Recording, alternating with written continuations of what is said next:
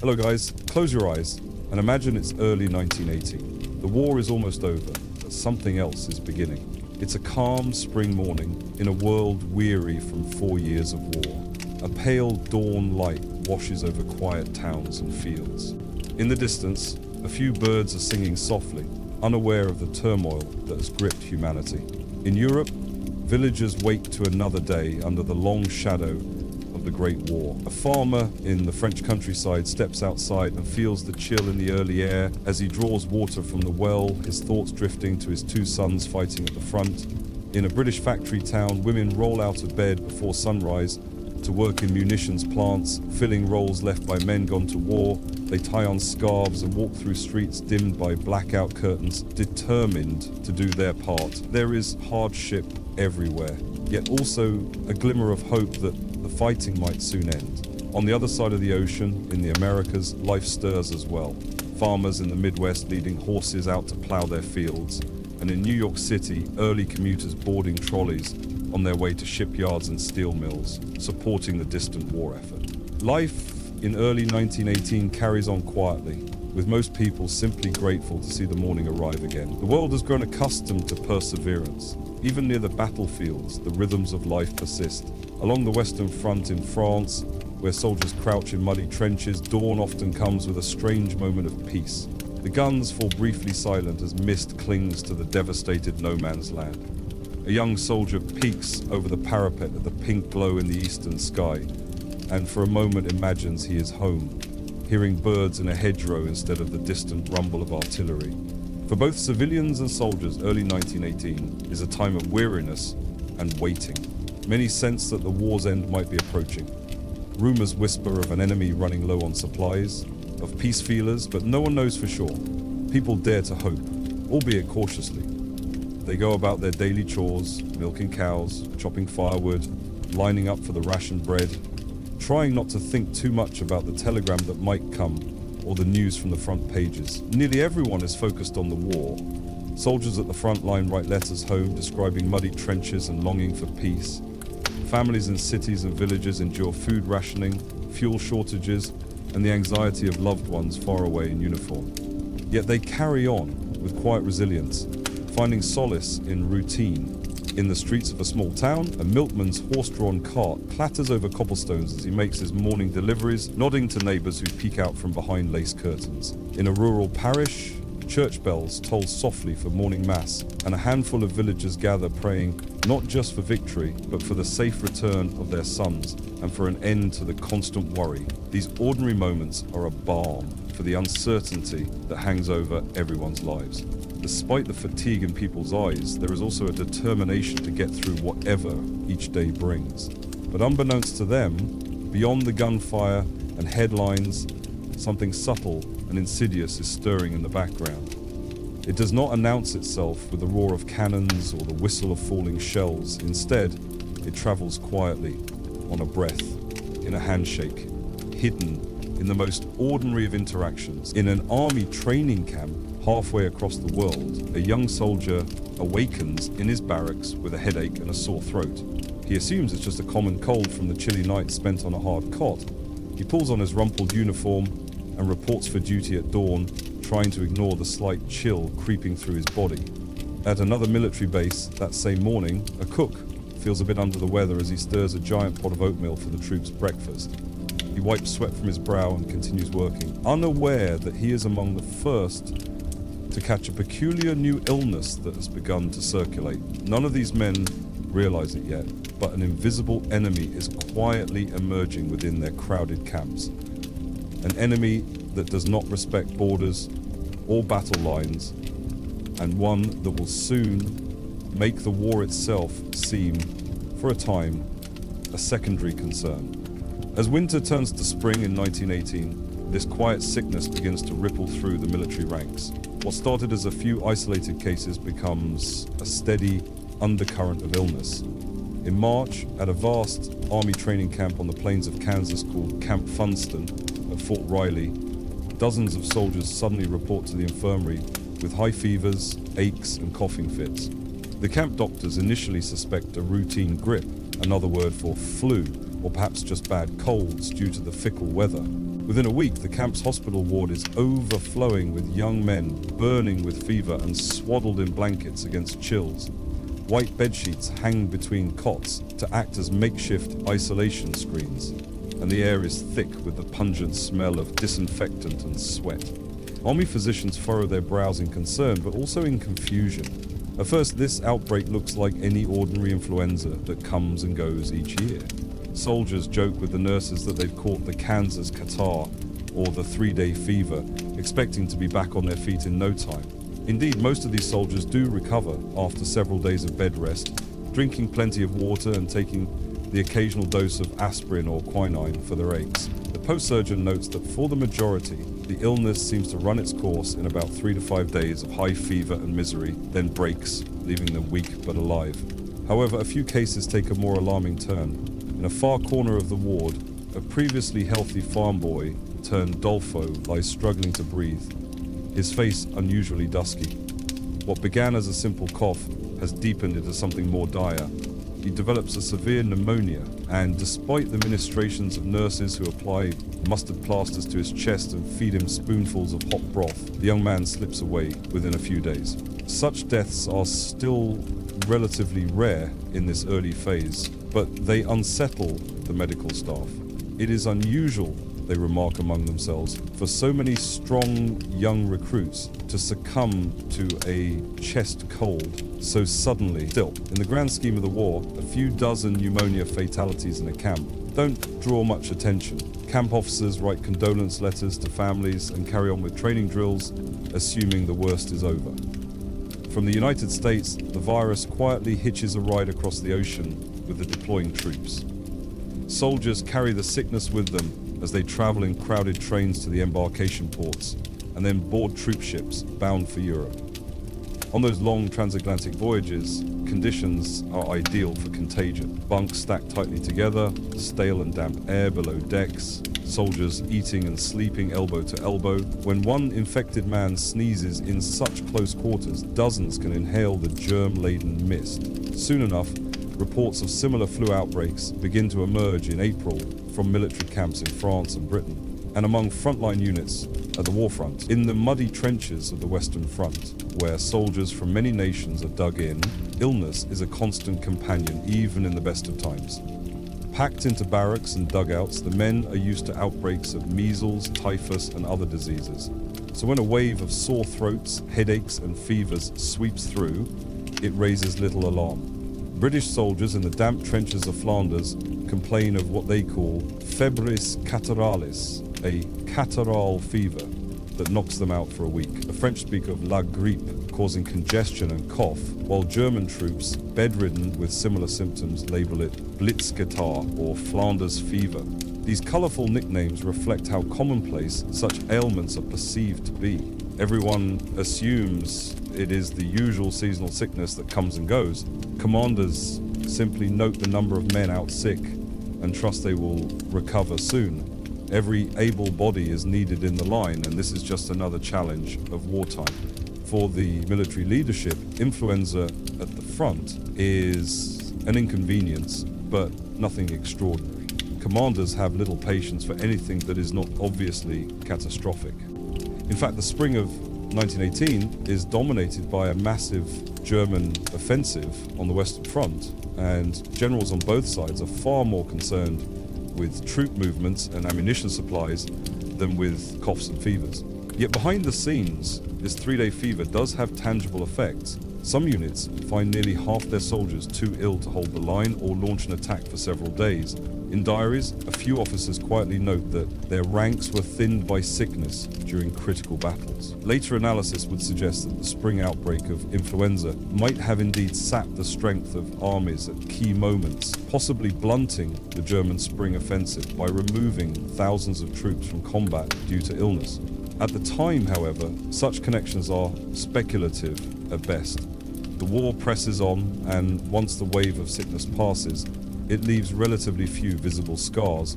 The first wave of influenza in early 1918 is, for most who experience it, a nasty but brief episode. No cities are quarantined, no urgent national alarms are sounded. Life in the military camps and on the home front returns to normal by late spring. Soldiers who recovered rejoined their regiments, and those who died are mourned quietly as unfortunate victims of pneumonia, a not uncommon fate in an era when any serious infection could be lethal. The world pays little attention, as the war remains the primary focus. It is chilling to consider, in hindsight, how an event of such magnitude could go almost unnoticed by the wider public at the time. While soldiers coughed in barracks and trenches, civilians remained fixated on battlefield victories and losses, unaware that a far deadlier threat was incubating in their midst. Humanity's gaze is fixed firmly on the great battles and the hoped-for end of the Great War. Through the spring of 1918, the wider civilian world remains largely unaware that an epidemic is unfolding. Newspapers in warring countries are filled with war headlines and patriotic stories, leaving little room for reports of soldiers falling ill. Even if journalists wanted to report extensively on the sickness, wartime censors often prevent it. In countries fighting the war, Britain, France, Germany, and the United States, news of any widespread illness in the military is intentionally downplayed or suppressed. Governments fear that reports of a spreading disease could hurt morale on the home front or give the enemy a sense of weakness. After all, if an army is stricken with disease, might not the foe be tempted to exploit that? Thus, official communications about the health of troops remain optimistic and vague. A British paper might note briefly that troops in a certain camp are recovering from a bout of fever, burying the news in a single paragraph on an inside page. A German military bulletin might mention a temporary lull in action due to weather, omitting that thousands of their soldiers are sick with flu. In America, letters from doughboys describing their illness are quietly censored by officers or never make it past the military mail examiners. With the combatant nations keeping quiet, it is in Spain, a country neutral in the Great War, that the epidemic first gains full public attention. Spain's press has no wartime blackout on bad news, so Spanish newspapers freely print stories that would never see ink in London, Paris, or Berlin at that time. In late May of 1918, Spanish headlines begin describing a mysterious illness sweeping through their cities. In the capital, Madrid, so many people fall sick that businesses struggle to open and streetcars run empty because their drivers are bedridden. Even Spain's king, Alfonso XIII, comes down with a high fever and protracted weakness, a shocking development that makes clear no one is beyond this illness's reach.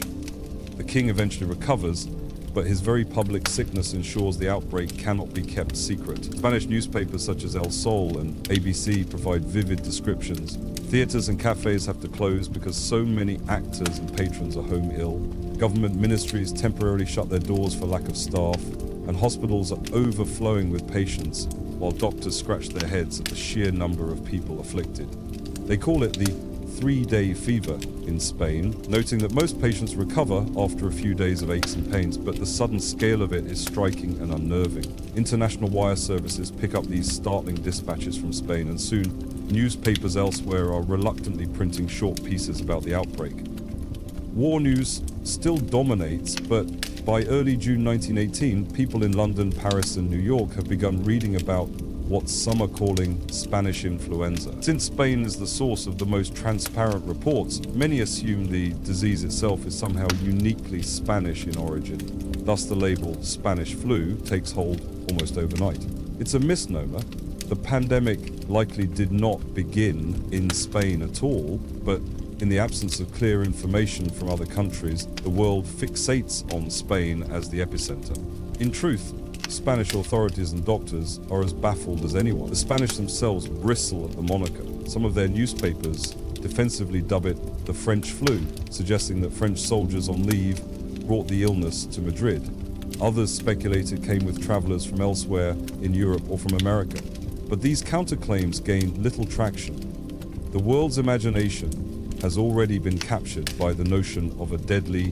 The misnomer will endure, much to the dismay of Spaniards who feel their country has been unfairly stigmatized by this chance coincidence of reporting. At this stage, in mid-1918, however, the illness still seems to most people like a local or at most regional outbreak.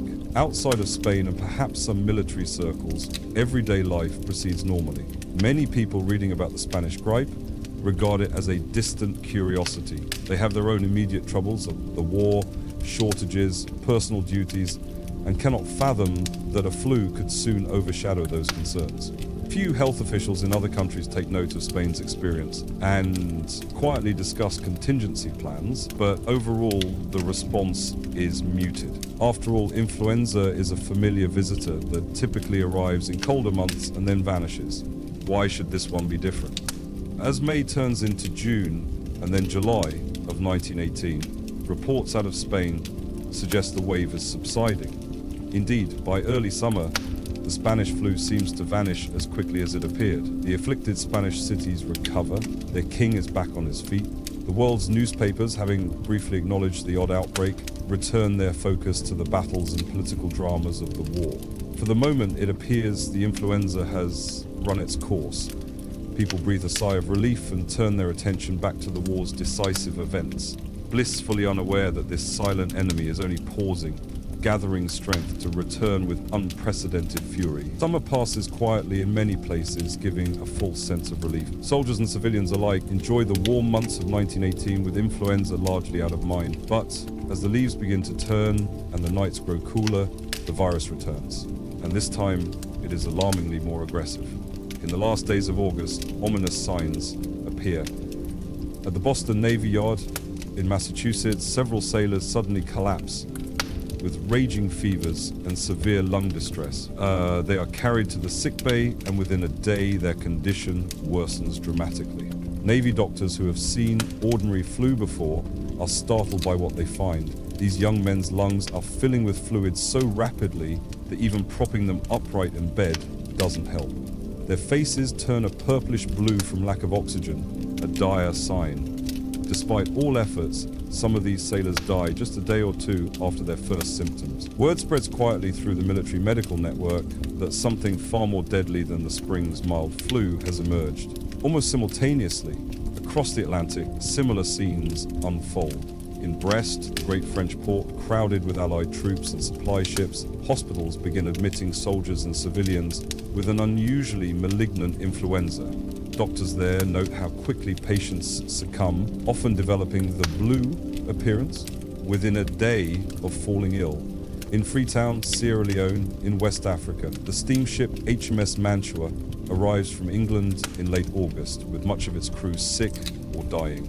Within days, the docks and markets of Freetown are rife with illness as the virus leaps ashore and races through the town's population. From these busy seaports, the disease spreads along railways, river routes, and highways into the interiors of continents. As September begins, it's as if the quiet embers of the spring outbreak have burst suddenly into a wildfire. And this time, the fire burns hotter and faster than anyone imagined possible. By early September, the epidemic's second wave is crashing into communities on multiple continents with devastating force. The example of Camp Devens, an army base just outside Boston, provides a stark window into its ferocity. In the second week of September, soldiers at Camp Devens begin collapsing by the score with severe influenza. The camp houses tens of thousands of young trainees preparing to ship out to war, and now they are falling ill faster than the medical staff can keep up. Within days, the base hospital, designed for perhaps 1,200 patients, is overwhelmed with over 6,000 flu cases. The halls are lined with cots when beds run out. Army doctors run from man to man, trying everything they know to save lives, but they are nearly helpless against this onslaught. Nurses from Boston are called in urgently. They arrive to find a scene of astonishing misery. Corridors jammed with sick men, the air heavy with the stench of illness. A young medical officer at Devens, after several harrowing nights, writes to a colleague that it is as if hundreds of young men are drowning on dry land. Patients have such fluid-filled lungs that when they struggle to breathe, a blood-tinged froth sometimes bubbles at their lips. The camp's small morgue, built to accommodate maybe 60 bodies, overflows within a day. Undertakers work round the clock, and still the bodies pile up, awaiting coffins. A trainload of wooden coffins is sent from elsewhere, and it is emptied almost as soon as it arrives. The doctors at Devens are bewildered by the speed and severity of this illness. Many of them had treated battle wounds and seen horrific injuries, but this invisible affliction unnerves them. Some in the medical staff fall ill themselves, and a few perish alongside the soldiers they were tending, which only heightens the dread. To those doctors and nurses, it felt as though an entirely new kind of war had erupted, not on the battlefield, but in their wards and within the bodies of the men they cared for. One physician notes that patients often start with typical flu symptoms, sore throat, headache, high fever, but within a day or two they develop a deep, brutal cough and their lungs become waterlogged. Autopsies reveal lungs heavy and red-blue, utterly sodden with fluid. Nurses are instructed to triage incoming patients by a grim indicator. They quickly check the feet of each new arrival. If a man's feet have already turned blue-black from oxygen deprivation and pooled blood, it means he is likely beyond help. Such patients are gently set aside so that precious attention can be given to others who might yet be saved.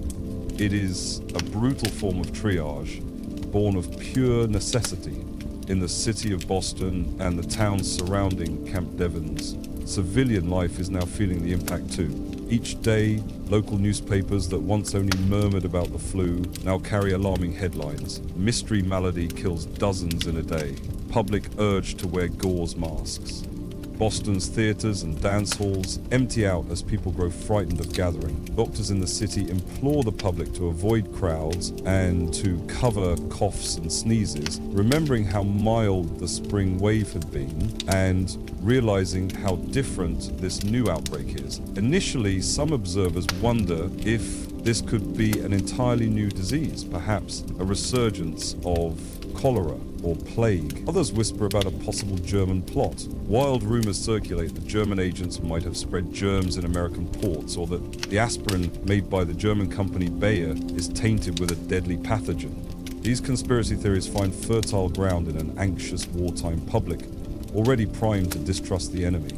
But scientists examining samples from the sick find a familiar microbe, a bacterium known as Pfeiffer's bacillus, which many believe is the cause of influenza. Clinging to this theory, laboratories race to prepare vaccines targeting that bacterium, and some soldiers and civilians are hastily inoculated.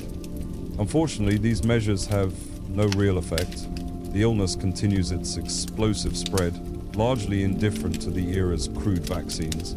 It is a virus, not a bacterium, that is killing people, though that won't be known for many years to come. By late September 1918, it is evident to those in the medical field that the world is in the grip of an extraordinarily deadly epidemic.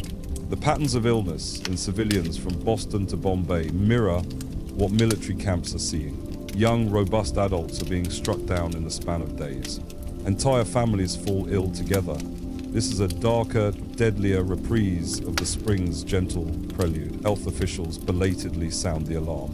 In Washington, D.C., the U.S., Public Health Service scrambles to dispatch doctors and advisories to hard-hit cities. In London, authorities issue warnings against public gatherings. In Paris, hospital wards are cleared to make room for influenza patients. The second wave of influenza, far from petering out like the first, is accelerating into a calamity. Communities brace themselves, though many cannot yet imagine the devastation about to unfold. In early autumn, the virus is on the march in city after city, and humanity is only just beginning to comprehend that this fight will be waged not in the trenches of Europe, but in the homes, hospitals, and streets of every town and village. From military camps, the raging epidemic spills into cities and towns. By early October 1918, civilian populations are squarely in the path of this storm. The experience of Philadelphia, Pennsylvania offers a sobering example of how suddenly daily life can be upended. In late September, influenza is already spreading quietly in Philadelphia's Navy Yard and among some civilians, but the public remains largely unaware. The city's officials decide to proceed with a massive patriotic parade scheduled for September 28th, a Liberty Loan procession intended to sell war bonds and boost morale. On that day, a proud and festive parade winds its way through downtown. Marching bands play spirited tunes, rows of uniformed soldiers and sailors wave to cheering crowds, and floats trundle along bedecked with red, white and blue bunting. Tens of thousands of citizens cram together along the sidewalks, standing shoulder to shoulder in joyous, dense throngs. They cheer, laugh and celebrate their fighting boys and the coming victory in the war, blissfully unaware that the very act of gathering so tightly is sealing their fate. Just 2 days later, the hospitals in Philadelphia begin to overflow. Doctors and nurses, already stretched thin by the war, many medical personnel serving overseas, find themselves confronted with a tidal wave of gravely ill patients. Within a week, tens of thousands of people in the city are bedridden with the same agonizing symptoms. Sudden onset of high fever, racking coughs, and an ominous shortness of breath that can turn lips and faces blue. The health authorities, realizing the danger at last, issue abrupt orders. Schools are closed, theaters, saloons, and pool halls are shuttered, public meetings and church services are banned. But by the time these drastic measures take effect, the virus has already permeated every neighborhood and street. The closures, though wise, come too late to stop what is already in motion. October in Philadelphia is grim and silent. Streetcars stop running because too many conductors are sick or afraid to work. Many businesses shutter their doors for lack of healthy employees or customers. The usual bustle of city life evaporates. In its place, an eerie stillness hangs over the streets, broken only by the sound of ambulance gongs clanging and the mournful creak of wagons carrying the dead. Each morning, families awaken with dread, checking to see who in the household has developed the dreaded cough or fever. Overnight, in tightly packed row house neighborhoods, one home after another draws its blinds and hangs improvised quarantine signs, perhaps a bedsheet marked with red paint, to warn others away. The sick lie in their beds, delirious or struggling to breathe, while anxious relatives tiptoe around, trying to nurse them with broth, tea or compresses, and praying desperately. There is often nowhere to turn for help. Nearly every family is fighting its own battle behind closed doors. Hospitals have long since run out of space, so overflow wards are set up wherever possible. The city's municipal hospital cannot accommodate all the patients, so schools are converted into makeshift infirmaries and parish halls into emergency clinics.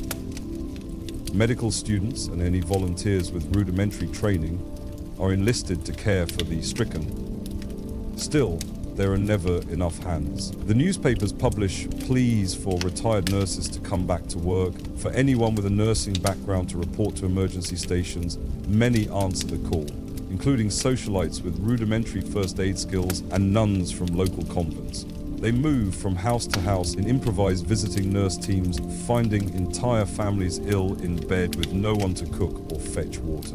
Neighbors try to help neighbors, but everyone is afraid, and many are incapacitated themselves. At the city morgue, the situation is just as dire. The morgue was designed to hold perhaps 36 bodies at most, but now hundreds of corpses arrive faster than they can be processed or buried. Undertakers are overwhelmed, many have fallen ill themselves, and those who remain find it impossible to keep up with the demand for coffins and funerals.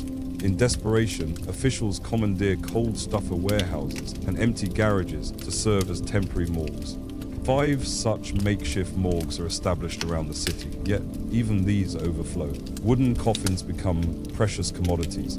Some families cannot obtain one at all and must wrap their loved ones in bed sheets for burial.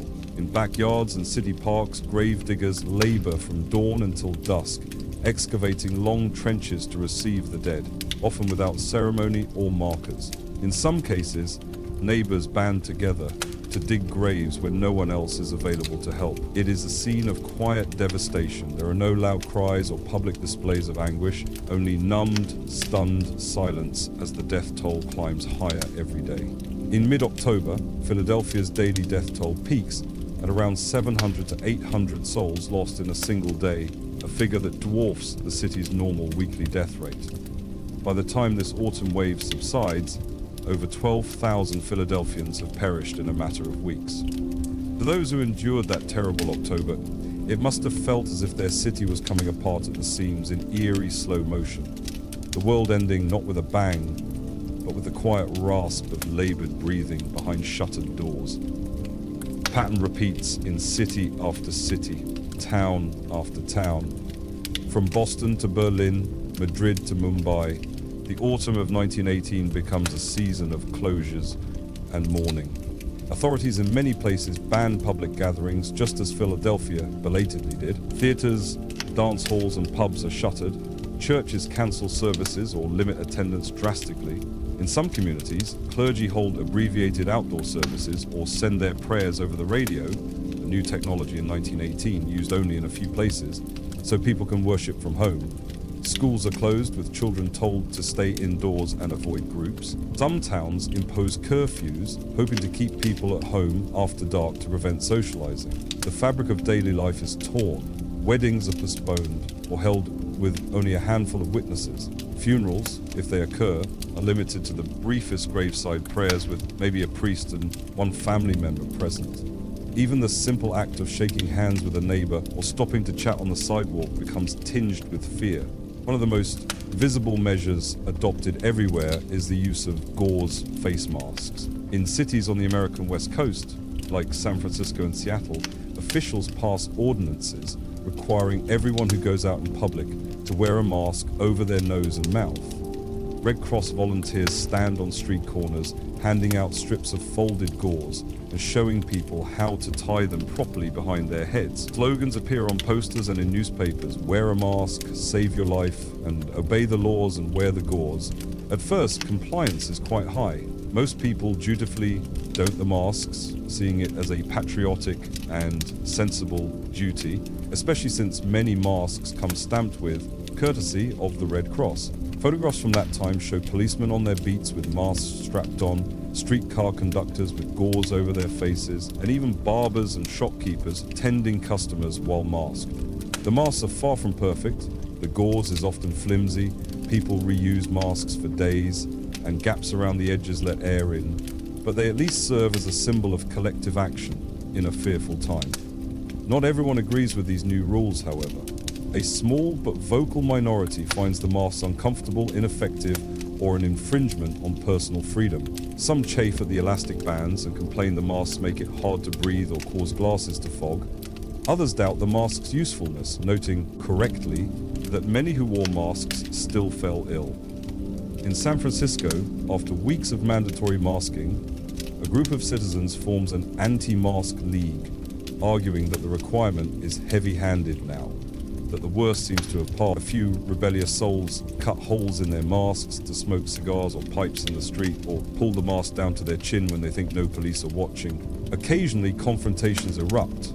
There are stories of a streetcar passenger without a mask shooting a health officer who insisted he wear one, and of ordinary citizens scuffling over someone's refusal to cover up. Still, on the whole, the public's will to do whatever might help is strong. Most people comply with the health edicts as best they can, driven by the constant sight of neighbors and friends falling ill, and by the hope that these sacrifices will spare lives. Mask wearing and social distancing, though they didn't use that term, become acts of civic duty, akin to the wartime rationing of meat or fuel. Across the world, various approaches are tried to contain the invisible foe.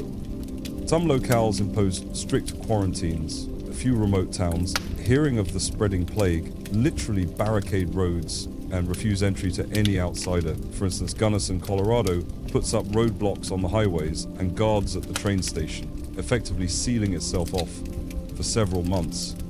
And indeed, Gunnison would later claim to have avoided any deaths during the full wave thanks to this isolation.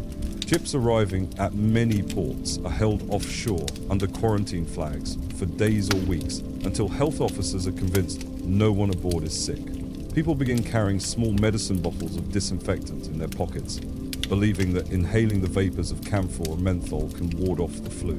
In some cities, teams of workers go around fumigating streetcars and washing down sidewalks with anti-germ solutions. Posters and pamphlets advise citizens to avoid spitting on the ground, to cover their mouths with a handkerchief when coughing or sneezing, and to keep their homes well ventilated.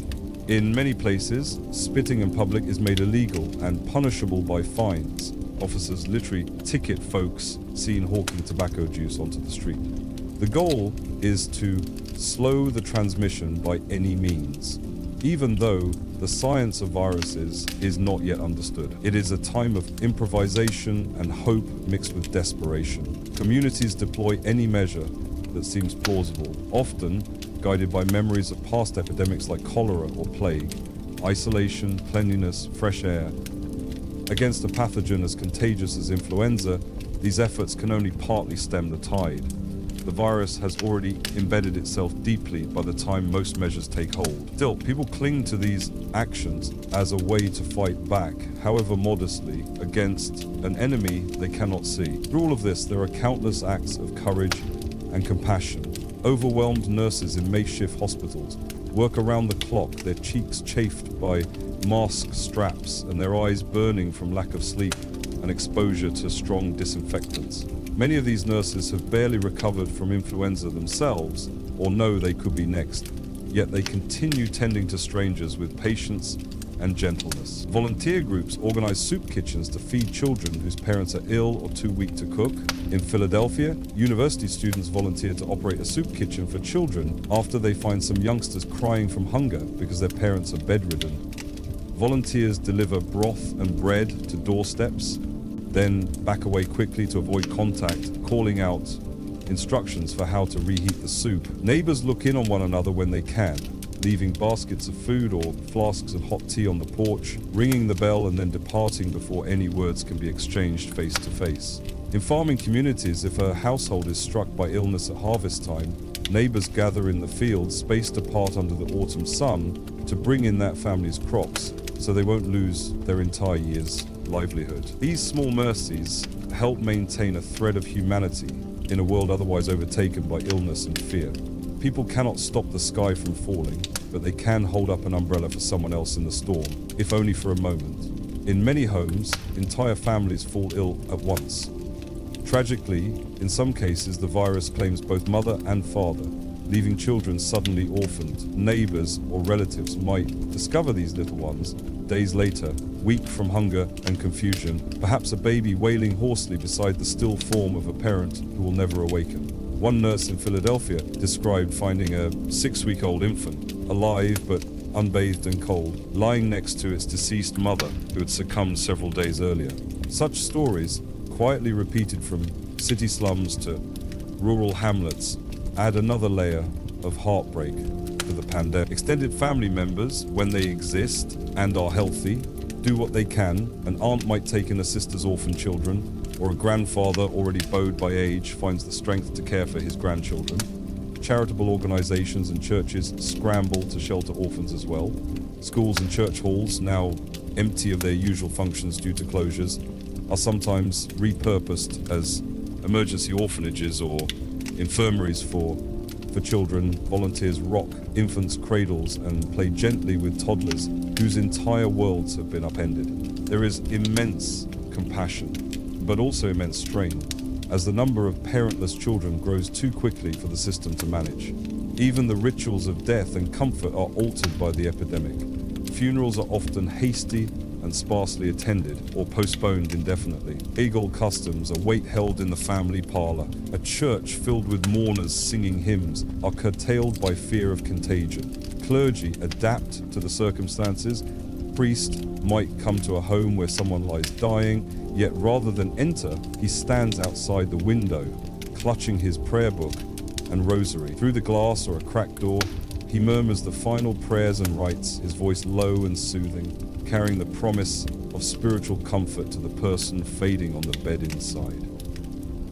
In some communities, priests or ministers walk down the middle of deserted streets, ringing little handbells or blowing small bugles to announce their presence, so that families who need last rites or a prayer can signal from a window. In this way, sacraments are delivered over distances, through doorways or windows or in the open air, a poignant twist on centuries-old traditions. Nuns and chaplains in hospitals also adjust their practices.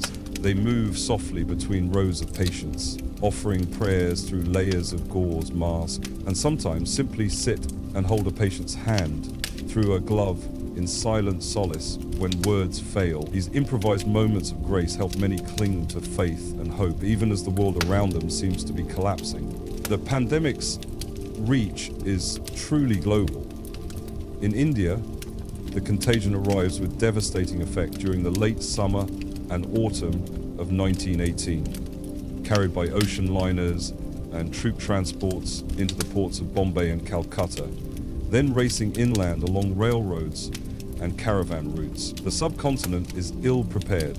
Monsoon rains that year are heavy, and in some regions, famine and malnutrition have already weakened millions of people. The flu cuts through city slums and rural villages with equal ferocity.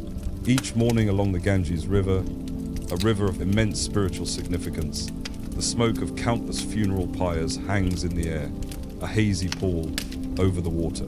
There are accounts of entire villages in which half or more of the population perishes within a matter of weeks. In the countryside, fields go untended, as those who usually till them lie in mass graves. The sights at railway stations are haunting. Trains arrive from the interior with dozens of silent passengers, slumped in their seats or sprawled on the floor of third-class carriages, dead en route, with no one to claim them at journey's end. By the end of 1918, India has lost an unfathomable number of people, easily into the millions, perhaps as many as 10 or 15 million by some later estimates, far more than any other single country.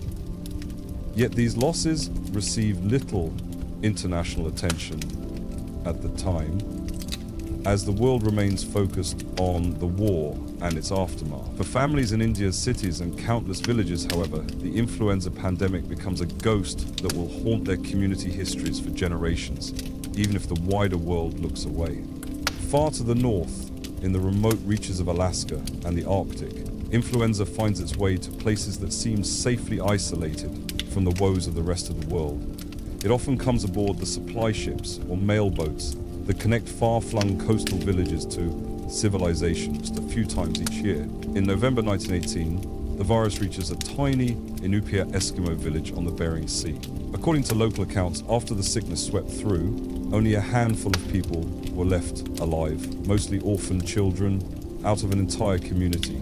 Entire extended families in some Alaskan native villages are wiped out, leaving too few adults to carry on the old traditions. Rescue teams sent by dog sled from larger towns arrived to scenes of eerie silence, sled dogs howling from hunger and neglect, snow covering the doorsteps of cabins where no footsteps come and go, and inside sometimes only the dead.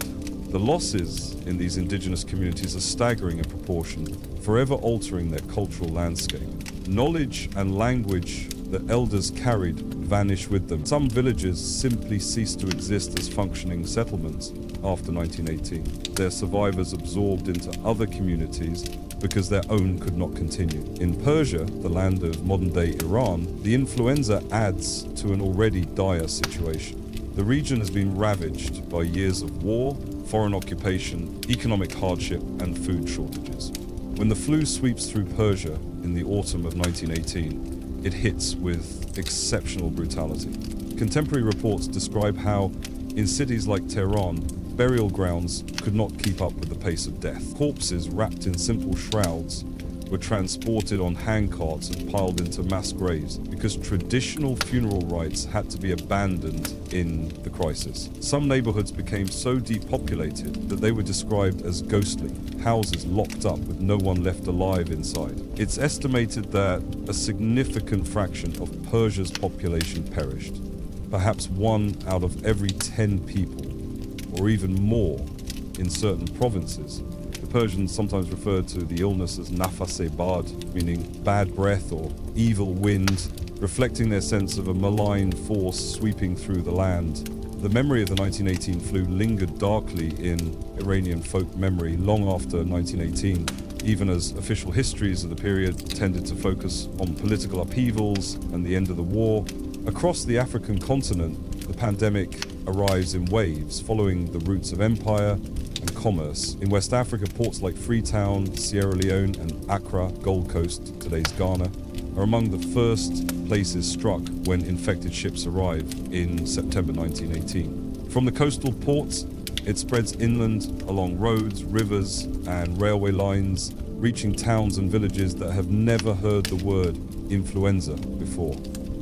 French, British, and Belgian colonial officials report entire districts where virtually everyone falls ill. In some communities, elders and chiefs die in such numbers that traditional leadership structures are thrown into disarray.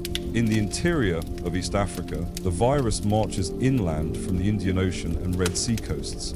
It travels down the Nile into Sudan and along railways into the highlands of Kenya and the plains of Tanganyika, now Tanzania. By the time it strikes these regions, the pattern is familiar. Hospitals, where they exist, fill beyond capacity, local healers and midwives are overwhelmed, and funerals become a daily occurrence.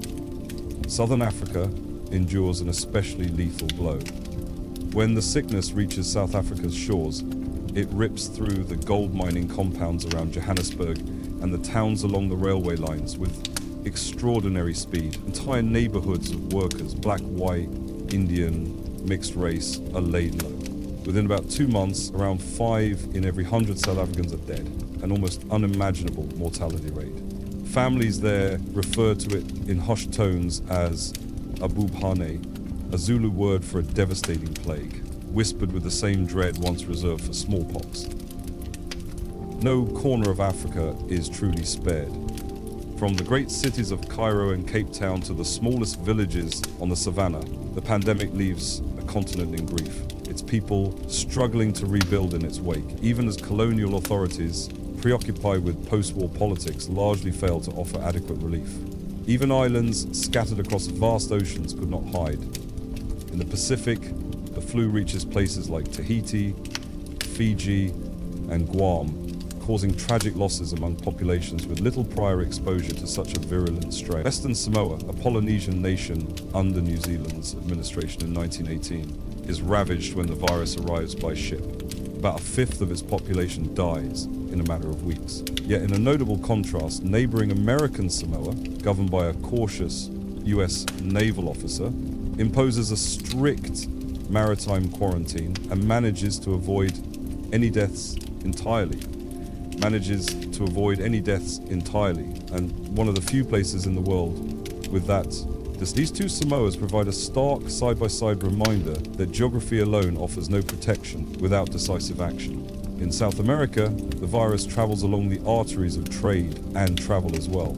Port cities like Rio de Janeiro in Brazil and Buenos Aires in Argentina see thousands of deaths and overwhelmed hospitals in late 1918 and early 1919. In the Andean highlands and Amazon basin, indigenous communities suffer their own outbreaks, though many of those tragedies go unrecorded in official documents. By early 1919, the pandemic has touched nearly every inhabited corner of the globe. It is the first truly global medical crisis of the modern era, arriving at a time when steamships, railways, and the movements of World War had knitted human society into a tighter web. No continent and very few communities escape its reach. Humanity, from the smallest tribal village to the most advanced metropolis, is united in a shared nightmare of illness and loss. No place is truly safe. For the first time in history, virtually all of humanity is facing the same invisible enemy. By the winter of 1819, the worst of the pandemic's second wave had ebbed, but the influenza was not finished yet. A third wave of illness rippled through parts of the world in early 1919, catching some communities that had been spared earlier and revisiting others that thought the nightmare was over. This wave was generally less widespread than the one in the autumn, but in certain regions it was still deadly and disruptive. For example, Australia had largely escaped the 1918 waves due to its geographic isolation and strict maritime quarantines during the war. But when travel restrictions eased after the armistice, Australia was finally exposed and suffered its own severe influenza epidemic in 1919. England and Wales saw a significant resurgence of flu mortality in February and March of 1919, though smaller than the 1918 peak, and parts of continental Europe and Asia experienced similar aftershocks. Many war-weary countries had barely had time to celebrate the end of combat before the virus struck again. Indeed, the armistice celebrations of November 11, 1918, when jubilant crowds packed streets, hugging, singing, and kissing in collective relief, likely fueled new outbreaks. Some towns that had been relatively untouched in October experienced spikes of illness in late November, presumably triggered by those euphoric, if ill-timed, public gatherings of joy. The third wave's impact varied from place to place. It killed thousands more in Britain and France and struck cities in the United States as well, though generally with less fury than the fall wave. By the middle of 1919, at last, the global pandemic truly began to recede. The virus seemed to lose its terrible momentum. Perhaps many of the susceptible had already perished or gained immunity, or perhaps the microbe itself mutated into a less lethal form. No one at the time could say for sure. One by one, the emergency hospital wards emptied out. The gauze masks were peeled off and tossed away. Shops, theatres and schools gradually reopened, tentatively at first, then with growing confidence. People stepped out into the spring of 1919, blinking in the light of a world that had been darkened for so many months. They found a world forever changed, yet spring still brought the scent of blossoms and the sound of birdsong, indifferent to human suffering. There was enormous relief, but also a pervasive exhaustion and an ocean of grief. The final death toll of the pandemic could only be estimated. Conservative counts at the time suggested at least 20 million worldwide, but many experts later revised that number upward to 50 million or more. Some modern scholars even hint the toll might have reached near 100 million when all uncounted villages and colonies are considered. In truth, no one will ever know the precise tally. Record keeping in 1918 was incomplete, and amid the chaos of war and collapse of empires like Russia and the Ottoman lands, millions of deaths went unrecorded. All that was certain was that this had been one of the deadliest catastrophes in human history, quite possibly the deadliest pandemic ever documented. It far exceeded the death toll of the Great War itself.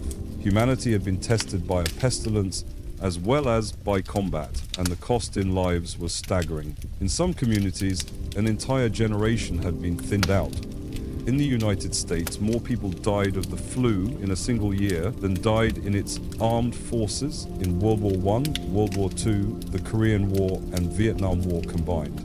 Nearly everyone in every country had lost someone: a friend, a sibling, a spouse, a parent, a child, and nearly everyone who survived carried some quiet scar from what they had seen or endured, whether on their body or in their heart.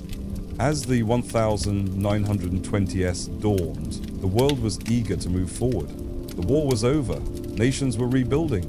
People were desperate to return to normal life, or even a life of renewed vigor and enjoyment, as exemplified by the coming Roaring Twenties. The influenza pandemic, for all its wrath, left surprisingly little mark on the surface of public discourse in the years that followed. Unlike the Great War, which was memorialized with monuments, medals, and annual Armistice Day commemorations, the pandemic offered no clear villains or heroes, no glorious victories or peace treaties. Its narrative was one of private sorrow and largely anonymous tragedy, and so collectively the world chose not to dwell on it. In diaries and memoirs of the 1920s, one often finds only passing references to that awful influenza, the dreadful plague of 1918, if it's mentioned at all. Families certainly remember their dead, a mother, son, or sweetheart lost to the flu, but they tended to mourn in personal, subdued ways. Communities erected statues to their fallen soldiers, not to their fallen nurses or flu victims. There were no national holidays to mark the pandemic, no victory parades for beating the virus. Indeed, it was hard to say if it had been beaten at all, since it simply faded away. Society, collectively traumatized by both the war and the pandemic, perhaps found it easier to celebrate the end of war and to let the memory of the disease slip into the background. People spoke of the war's fallen heroes, but not as much of the pandemic's silent victims. Perhaps this was a psychological necessity. After so much death and hardship, dwelling on the pandemic brought no comfort or catharsis, whereas the war at least had acts of valor and an enemy that could be blamed. In a way, remembering the war and quietly forgetting the flu was society's coping mechanism, focusing on narratives of victory rather than on a trauma that felt purposeless and indiscriminate. It's not that the flu's survivors forgot their suffering, rather they simply did not talk about it much publicly. This great silence is a major reason the 1918 influenza became known as the forgotten pandemic. Yet the legacy of 1918 lived on in subtle but important ways. In the aftermath, many countries realized that public health could not be left to chance. It needed organized attention and investment, much like national defense. Governments founded new health ministries or strengthened existing ones, and they funded medical research with fresh urgency. In 1919, for example, Great Britain established a Ministry of Health for the first time, and Canada formed a Federal Department of Health, both direct responses to the pandemic's chaos and the recognition that better coordination was needed. The United States, chastened by the heavy losses, expanded the role of the US Public Health Service and eventually supported the creation of the National Institutes of Health. Cities and states too took heed. Many improved their disease surveillance systems, requiring doctors to report flu cases, something that hadn't been standard in 1918. Public health campaigns after 1918 continued to promote habits learned during the pandemic, covering coughs and sneezes, isolating the sick, and discouraging spitting to curb tuberculosis and other diseases as well. Building codes were revisited in some places to mandate better ventilation and sunlight in homes and public buildings, influenced by the experience that fresh air had seemingly helped some outdoor flu hospitals. The custom of wearing masks largely disappeared once the danger passed, but the idea of community responsibility during epidemics did imprint itself on the public consciousness. Internationally, the pandemic underscored that diseases do not respect borders and that nations must cooperate to combat health threats. The League of Nations, established after World War I, included a health organization that began gathering and sharing data on epidemics around the world, an early step toward global health collaboration. This agency sent out weekly bulletins on disease outbreaks and helped standardize anti-epidemic measures among different countries. Though the League's health efforts were limited, they laid groundwork for later cooperation. Decades later, after another world war and another milder influenza pandemic in 1957, the nations of the world would create the World Health Organization in 1948. The WHO's mission to monitor and respond to global health issues was in many ways inspired by the memory, at least among public health experts, of the devastation that an unchecked pandemic can bring. In short, the scars of 1918 helped give rise to the modern framework of international public health, a quiet but profoundly important legacy. On the scientific front, the mysteries of influenza gradually began to unravel due to lessons learned in 1918. Researchers in 1918 had been certain a bacterium, Pfeiffer's bacillus, caused the flu. But the failure of antibacterial vaccines to stop the pandemic was a huge puzzle. In 1930s, with more advanced technology, scientists finally identified the true culprit, a virus, far smaller than any bacterium and invisible to the microscopes of the time. This discovery of the influenza virus came too late to help the victims of 1918, but it revolutionized our understanding of flu and paved the way for effective flu vaccines by the 1940s.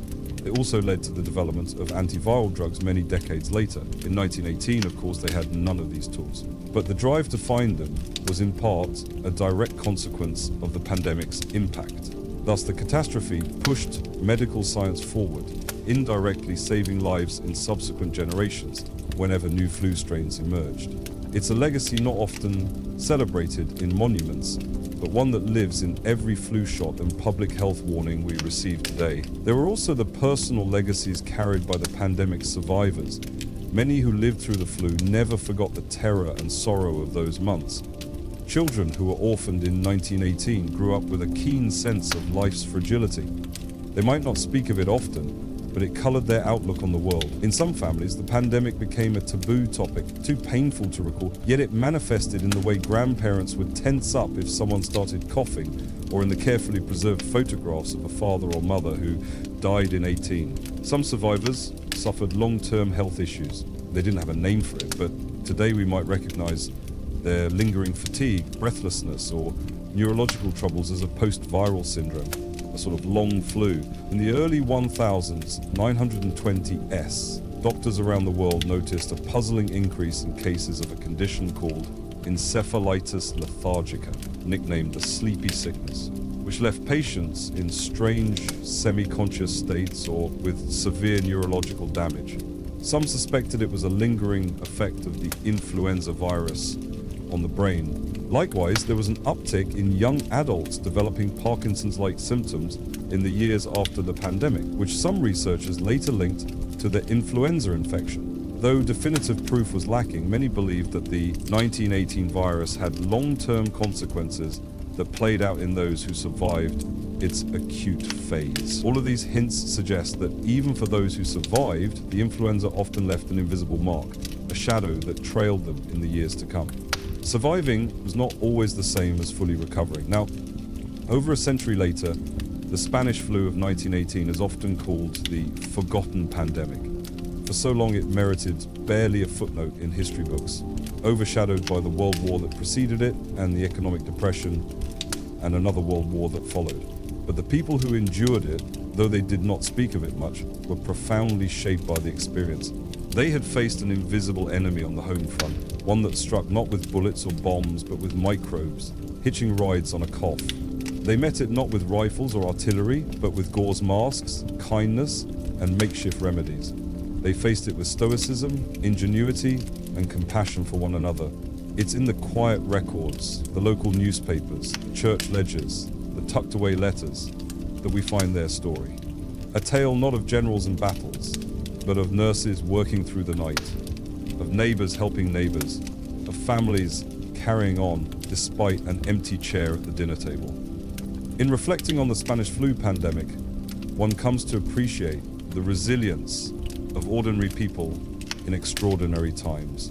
They had no modern medicines to stop the virus, no real understanding of its nature, and no certainty about what tomorrow would bring, yet they persevered. Parents comforted their children even as they themselves were burning with fever. Doctors and nurses kept tending the sick even when their own families were at risk. Workers kept essential services running, ensuring that milk was delivered, that the mail came through, that the city's lights stayed on, so that society did not completely collapse. Every act of endurance, every small kindness, every quiet sacrifice was a victory against despair. And ultimately, humanity came through the dark valley of 1918 and emerged into the light of a new decade. Close your eyes once more and imagine a spring morning. But now the year is 1919. The war is truly over. The flu pandemic, while not entirely gone, is loosening its grip at last. The sun rises over a world that has been through a nightmare and yet is beginning to heal. The sky is clear, the air carries a hint of warmth, and life is slowly returning. A mother who was gravely ill in the fall steps out onto her front porch in April, pulls a shawl around her shoulders, and simply closes her eyes to feel the sun on her face, grateful beyond words to be alive and breathing. A schoolhouse that only months before had been an emergency hospital now rings with the laughter of children at recess. Their voices carry a note of joy that seems almost miraculous after so much silence. Fields that lay untended the previous autumn are being tilled and planted again by those strong enough to hold a plow, and by neighbors helping those still weak from illness. Little by little, the familiar rhythms of life reassert themselves. Shopkeepers roll up their shutters and sweep the sidewalks. Streetcars start clanging along their routes again. Friends meet on the street and exchange cautious smiles that acknowledge both the sorrow and relief they share. There is a shadow of grief across the world. Nearly every family bears the absence of someone dearly missed. But there is also a powerful determination to live on, to cherish the days that were spared. People do not talk much about the suffering they endured. Instead, they honor it by valuing each day a little more. They plant flowers on graves and then turn back to the work of living. The Spanish flu pandemic of 1918 remains a solemn testament to the vulnerability of human societies and to the quiet strength with which those societies can respond in the face of unimaginable hardship. In confronting an invisible enemy without fanfare or glory, millions of ordinary men, women, and even children did what needed to be done. They cared for the ill, they kept hope alive, and they endured the unbearable. But history did not sing their praises loudly. Their courage and compassion were woven into the fabric of the world that followed. As we gently close this chapter of the past in our imagination, we can take comfort in knowing that even in the darkest of times, the dawn still arrived, and with it came the promise of healing and hope.